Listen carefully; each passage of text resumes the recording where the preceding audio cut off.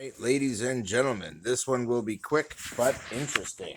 So, we're going to set you up to view the very slender target. And allow me to introduce my bow, the now famous, my small light bow of no particular distinction whatsoever. And I'm going to just throw on my quiver real quick and my shooting glove because this bow actually is the constant wear and tear on my fingers has actually worn a hole in my finger, believe it or not. So I'm actually preferring at this point to have my quiver on and my glove on and all that stuff. Even though it's not a heavy bow that I'm shooting, I do shoot a lot of arrows, guys. So today we're going to look at a few of the arrows that are in my quiver. And in fact, even though all four are identical, I'm going to show you. This is a factory arrow. It's nice and straight. Factory fletchings, no changes. Absolutely nothing changed, guys. This is a dead stock factory arrow.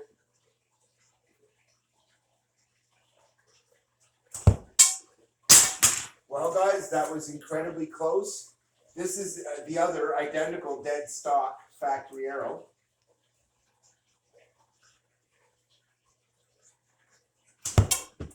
Again, very close. Nothing wrong with either one of these arrows, guys. I'm going to roll this one on the table just like I did the other one and show it to you real quick. This is a dead stock arrow. Nice and straight. I had no qualms with either one of these arrows. It came out great. All I did was add a little weight in terms of CA glue, guys. Now this is an arrow that I have shaved down the fletchings on and modified as you've seen. And I've added the black plastic cap to it that weighs half a gram. It's actually turned out to be very accurate. It's not perfect, but this arrow was not perfect to begin with. And this, I noticed, did actually make a small improvement in its weight distribution and made it pretty much as accurate as the other arrows. Like I said, you can take an arrow that isn't necessarily all that great and tune it up when you do the right things to it. So, allow me to show you that. Okay. And we have, of course, a heavily modified set of fletchings. Now, at this moment, I'm going to call your attention to the orientation of these fletchings. And this will show you that I got a much better batch this time. When you look very carefully here, you see that when this is lined up on a string,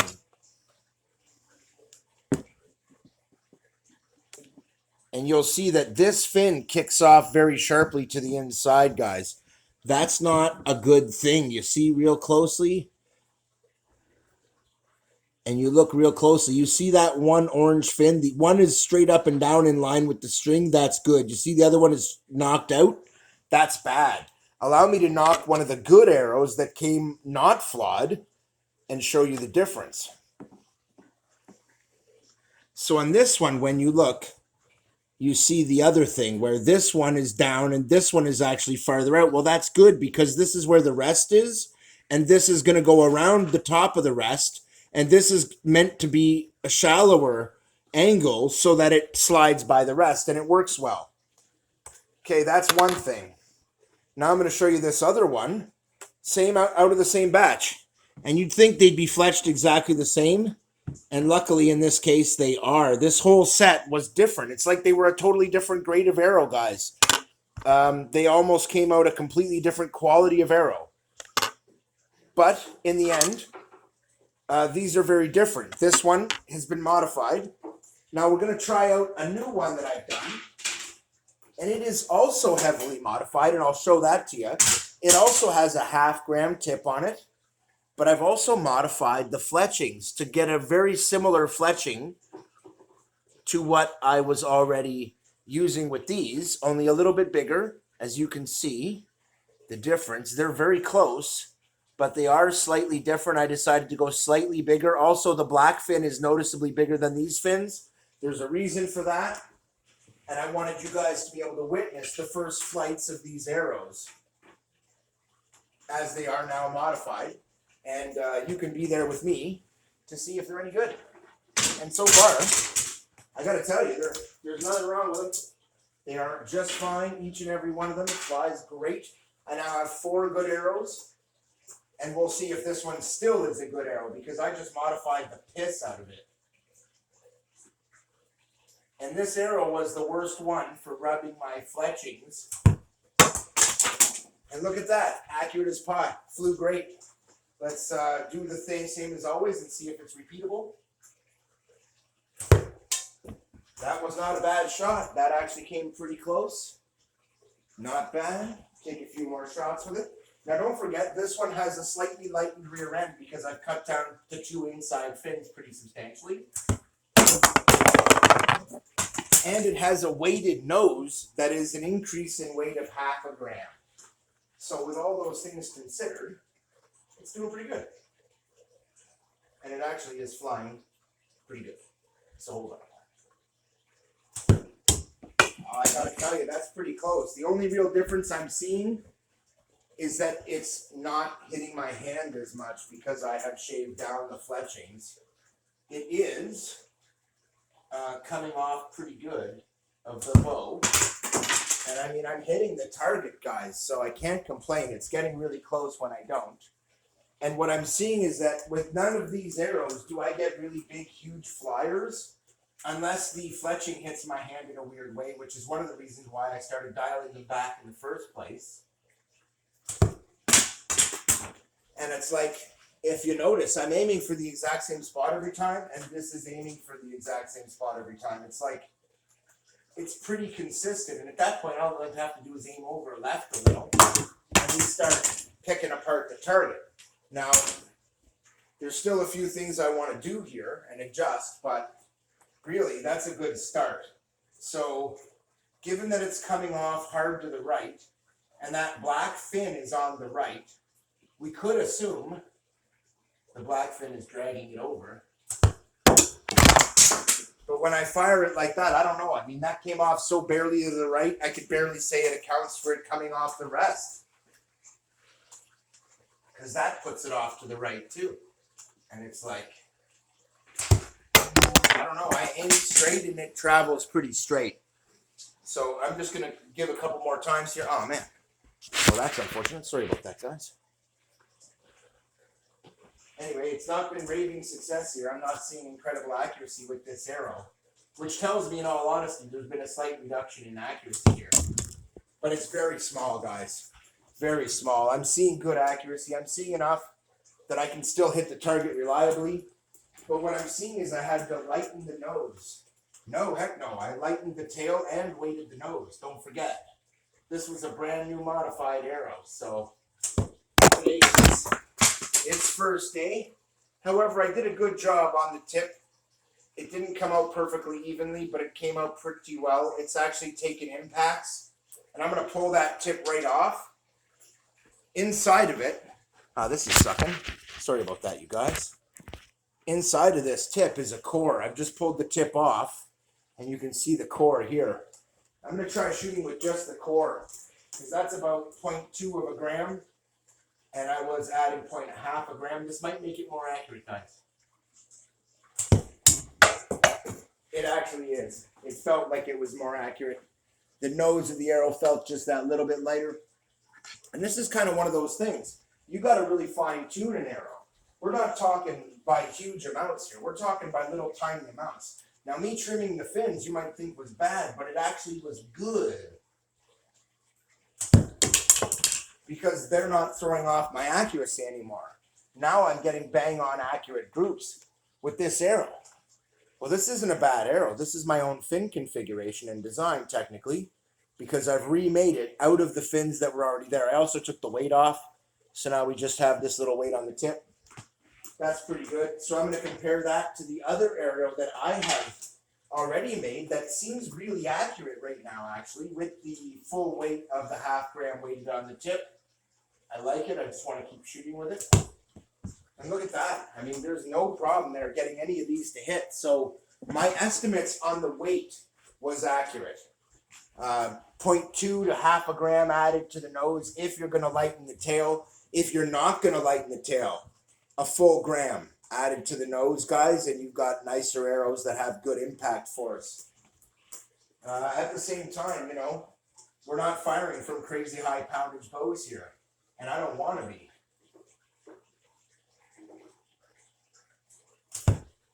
Because that just hurts the shoulder, and it would be one thing if I didn't practice much, but I actually practice a lot, like an extraordinary amount for a guy who's not competing.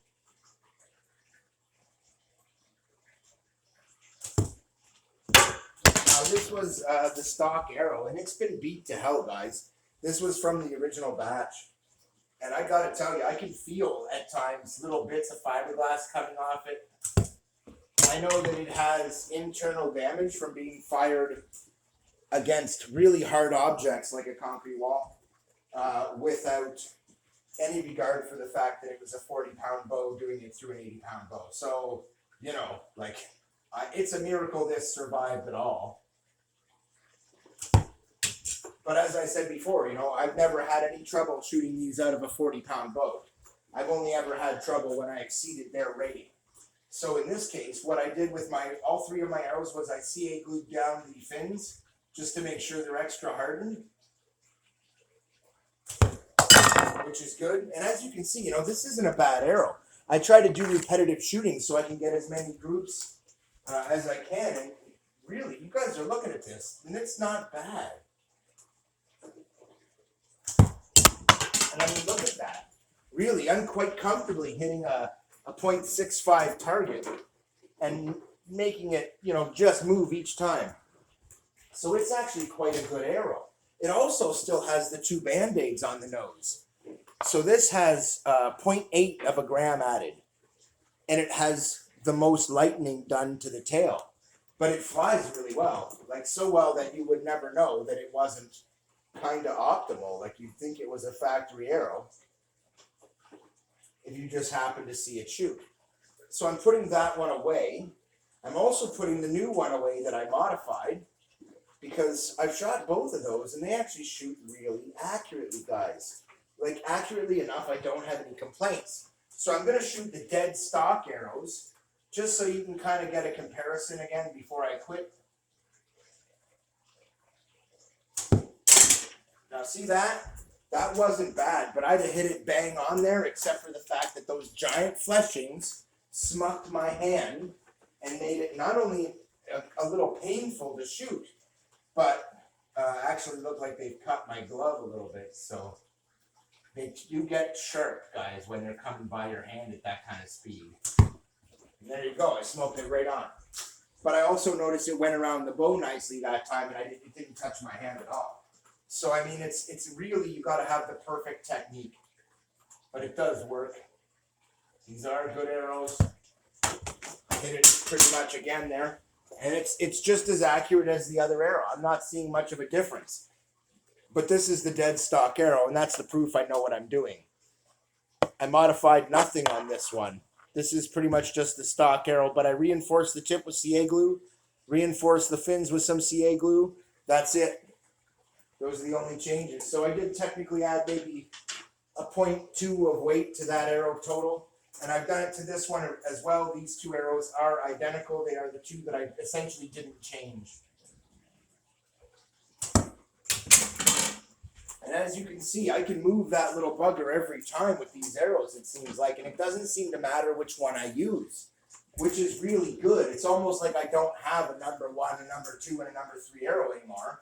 I have 3 number 1 arrows that are really number 2 arrows, because they're not really the best arrows ever, but they're good enough to get reasonably good accuracy with any of them.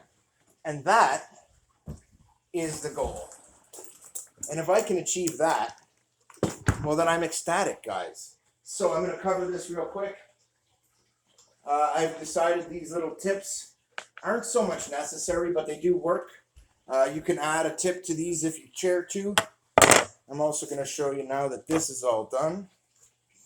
Something here. I like to use this as a shooting glove. It's very smooth material, and I actually selected my glove for the smoothest material of any of the gloves I have. This is leather, so it's not as smooth for the arrow to run across. That's one thing. Now I'm going to bring you over here. Now if you look at this, you see I've got 2 of these open, and it's because I had tips on them one of those has now come off, but you can see it's still got a little nub on the end. And because these have bonums on the end, I don't want to stick them through here. But these two stick through nice, clean, tight, all that good jazz. And stick. Now this one, you might not think it would go, but it actually fits in there nice and tight and makes sure that it actually does go inside the cup here. If you look real close, you'll see that there is in fact a cup, and it is in fact in the cup. So I'm pretty happy with all that. I'm still not getting good enough lighting to show you that, but who cares? It's fine. They're rock solid. They're locked in. I can take these guys and put them into here, but because they have stuff on their tips, the first two I glued.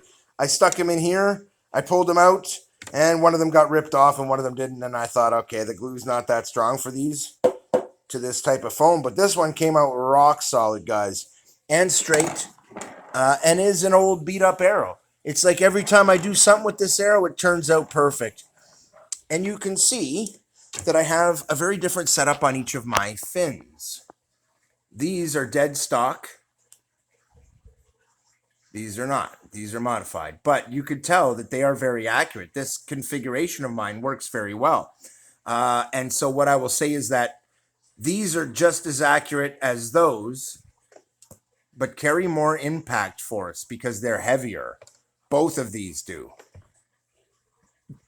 They have a weighted nose, but a lightened tail to varying degrees, the pair of them.